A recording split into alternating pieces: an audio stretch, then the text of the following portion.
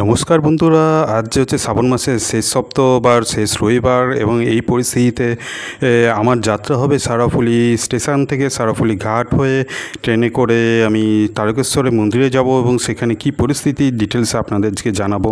আমার সঙ্গে থাকুন, ভালো লাগলে লাইক বা শেয়ার করতে ভুলবেন না প্লিজ।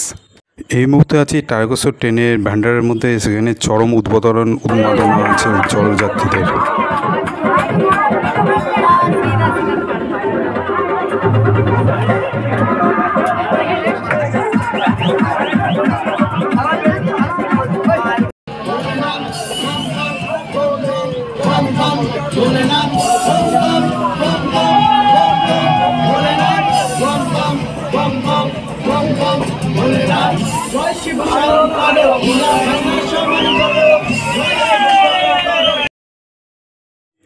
এই মুহূর্তে ট্রেনটা এসে থামলো সারাফুলি স্টেশনে।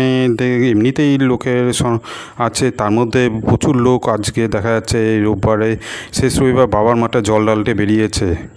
আমার যাত্রা হবে এই স্টেশন থেকে প্রথমে নিতাই তীর্থ ঘাট, তারপর আবার রিটার্ন করে যাব তারকেশ্বর মন্দিরে। এই ভিডিওর মাধ্যমে যে এই মুহূর্তে যে সারাফুলি ঘাটে বা সারাফুলি স্টেশনে ভিড় যেমন আপনি দেখতে পাবেন, তেমন দেখতে পাবেন কীভাবে তারকেশ্বর মন্দিরে গিয়ে আমি পুজোর প্রসাদ পেতে পারি সেটাও দেখাবো।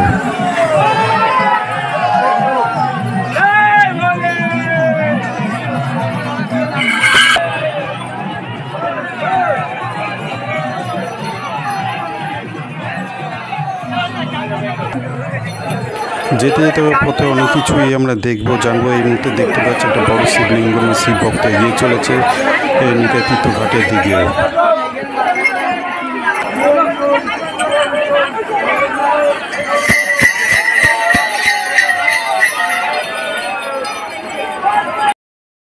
বন্ধুগণ, এখন হচ্ছে বেলা 3:30 থেকে 4:30। এই মুহূর্তে দেখুন যে সারাফুলি স্টেশনটা ভরে গেছে লাল। বন্ধুগণ, আপনারা কি জানেন কেন এই শ্রাবণ মাসে এই শিব ভক্তরা বাবার মাথায় জল ঢালতে যায় এবং কেন এর পেছনে কারণটা কি? এর পেছনে হিন্দু ধর্মশাস্ত্র বা পুরাণ অনুসারে দুটো মতভেদ শোনা যায়। একটি হলো, শোনা যায় এই মাসেই নাকি শিব পার্বতী বিবাহ হয়েছিল, সেই হিসাবেই এই শিবের মাথায় ভক্তগণ জল ঢালে। আরেকটি মতে এই মাসেই নাকি অসুর এবং দেবতাগণ সমুদ্র মন্থন করে অমৃত পেয়েছিল এবং অমৃত ওঠানোর আগে বিষ এসেছিল, যেটা কিন্তু শিব ঠাকুর খেয়ে নীলকণ্ঠ রূপ ধারণ করেছিল এবং বিষের জ্বালা থেকে তার জ্বালা মেটানোর জন্যই এই মাসেই কিন্তু ভক্তগণ তাকে জল ঢেলে তার শরীর ঠান্ডা করে, এরকমই কিন্তু প্রচলিত লোককথা আছে। চলুন এবার আমরা সারাফুলি স্টেশন থেকে সারাফুলি ঘাটের দিকে রওনা দিই।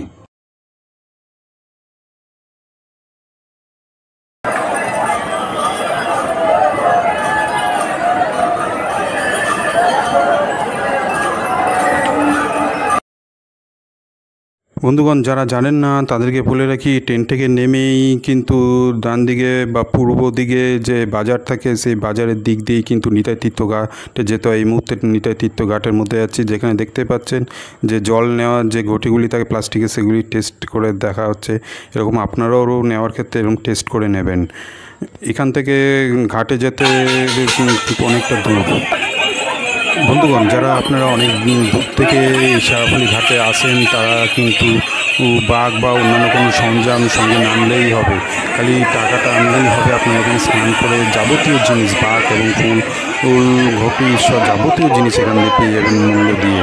তাই বেকার বাড়ি থেকে বন্ধ না করলেও চলবে।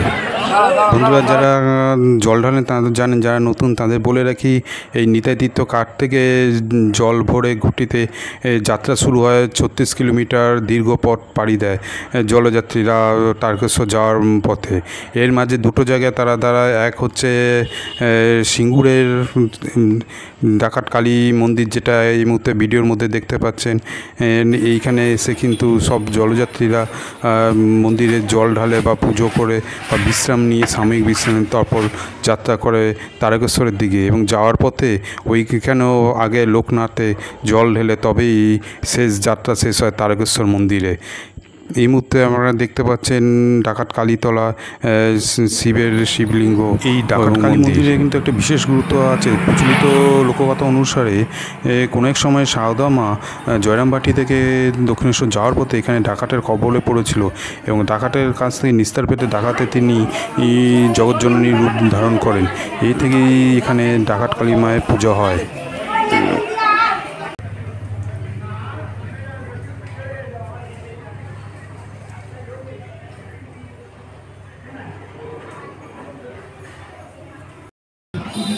বন্ধুগণ, এই মুহূর্তে আমি দাঁড়িয়ে আছি একবারে তারকেশ্বর মন্দিরের তোরণের পাশে। এখান থেকেই কিন্তু মন্দিরে প্রবেশ করা হয়। মন্দিরে এই মুহূর্তে মন্দিরের দুপাশে বিভিন্ন স্টল আছে, যেমন শিবলিঙ্গও পাওয়া যাচ্ছে, যেমন আচারের দোকান কিন্তু আছে, বিভিন্ন সরঞ্জামের দোকান এবং পুজোর সামগ্রীও পাওয়া যাচ্ছে। খেলনা যাবতীয় জিনিস এখানে পাওয়া যাচ্ছে। মন্দিরে এসে যেটা প্রথম কাজ হলো কিন্তু এখানে দুধ পুকুরে এসে স্নান করা এবং স্নান করে তবেই বাবার মন্দিরে গিয়ে জল ঢালা।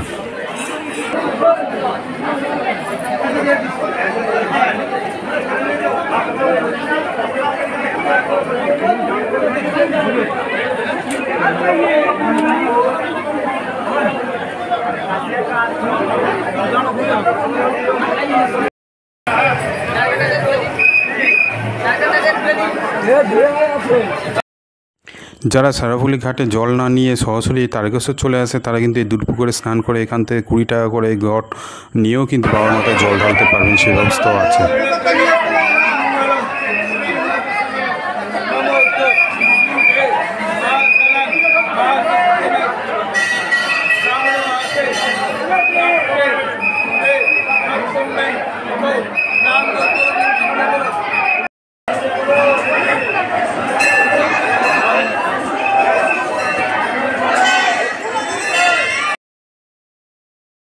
এই মুহূর্তে আছি তারকেশ্বর মন্দিরের ভেতরে নন্দী বাবার পাশে আছি। বলা হয় যে প্রধান ভক্ত নন্দী বাবাকে সন্তুষ্ট করলে শিবের আশীর্বাদ পাওয়া যায়, তাই সকলে এসে এখানে নন্দী বাবার মাথাও জল ঢালে এবং তাকে মনস্কামনা জানায়।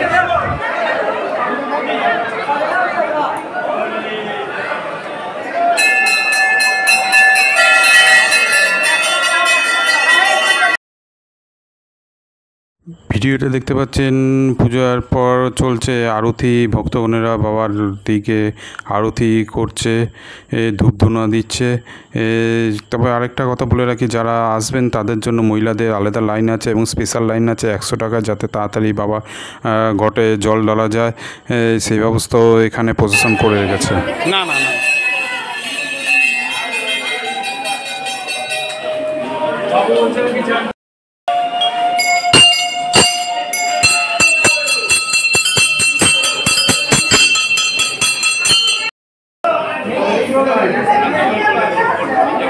এখানে একটা সাইনবোর্ড দেখা যাচ্ছে, তাতে মস্তক মুন্ডনে 30 টাকা, রুদ্র অভিষেকে 701 টাকা, ধূনা পুরানোতে 21 টাকা এবং অন্নপ্রাশনে 25 টাকা, উপনয়নে 251 টাকা, এরকম বিভিন্ন দেওয়া আছে, যার যার মতো ভক্তগণ দিতে পারেন। এই মুহূর্তে যেটা একটা খুব ভালো জিনিস, আমরা কিন্তু বাবার প্রসাদ হিসাবে পায়েস এখানে দেওয়া হচ্ছে। তারপর আমরা 50 টাকার কুপন কেটে আমরা পেলাম বাবার প্রসাদ লুচি আলুর দম।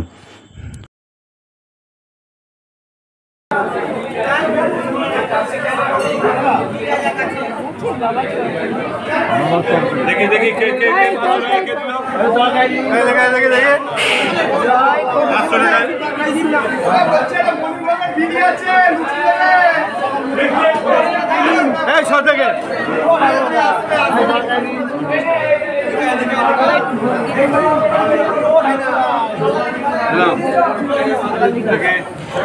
দর্শক বন্ধুদের কাছে প্রার্থনা যে যদি ভিডিওটি ভালো লাগে, ইনফরমেটিভ মনে হয়, তাহলে কিন্তু লাইক বা শেয়ার করতে ভুলবেন না। এরকম নতুন নতুন আরও ভিডিও পেতে আমার চ্যানেলটি সাবস্ক্রাইব করুন, যাতে আপনারা প্রথমে আপনার এরকম ভিডিও আরও পাবেন ভবিষ্যতে।